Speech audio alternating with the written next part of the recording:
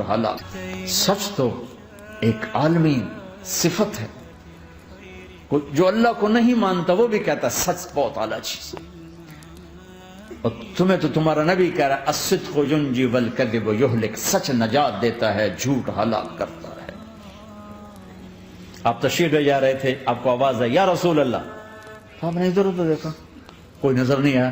پھر آواز آئی یا رسول اللہ. پھر آپ نے دیکھا تو ایک ہرنی آپ کو پکار رہی تھی. ہرنی وہ بندھی ہوئی رسی کے ساتھ. تو آپ اس کے قریب گئے. کیا ہوا؟ کہیں آپ کا ساتھی مجھے پکڑ کے لایا ہے، میرے چھوٹے چھوٹے بچے ہیں، بھوک سے وہ تڑپ رہے ہوں گے، آپ مجھے چھوڑ دیں، میں ان کو دودھ پلا کے واپس آ جاتی ہوں. اب وہ پیس ہے. تو آپ نے کہا اگر تو واپس نہ آئی تو پھر؟ کہ اگر میں واپس نہ آئی تو اللہ مجھے آگ میں ڈال دے، جہنم. تو آپ نے اس کی رسی کھول دی اور خود وہیں بیٹھ گئے. وہ دوڑتے دوڑتے پہاڑوں میں غائب ہو گئے اور آپ وہیں بیٹھے رہے. کچھ دیر کے بعد آپ نے دیکھا وہ پہاڑ سے اتر کر آ رہی تھی. کہ یا رسول اللہ میں حاضر ہو گئی. تو آپ نے اس کو رسی سے باندھ کے وہیں کھڑا کر دیا اور خود وہیں بیٹھ گئے.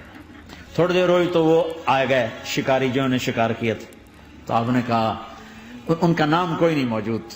تو آپ نے کہا میرے بھائی میری ایک درخواست ہے، آپ پوری کریں گے؟ کہ یا رسول اللہ کیوں نہیں. کہ یہ ہرنی مجھے ہدیہ کر دو.